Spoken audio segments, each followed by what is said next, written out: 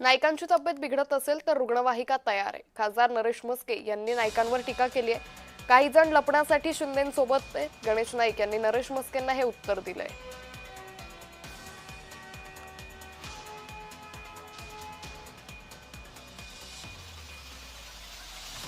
ठाणे महानगरपालिकेचा ठाण्याचा जो शिवसेनेचा इतिहास आहे त्या इतिहासाने नायकांचा पराभव केलेला आहे हे सुद्धा त्यांनी विसरू. ठाणे जिल्ह्याचा इतिहास जो सांगितला जातो तो खरा इतिहास आहे का? नाही. काही पदा करता जातात, काही लपण्या करता जातात, काही काय म्हणतात वाचण्या करता जातात. राजन काय बोलू मी? वाचण्या करता. गणेशराव माझी भाषा समजते का? समजते.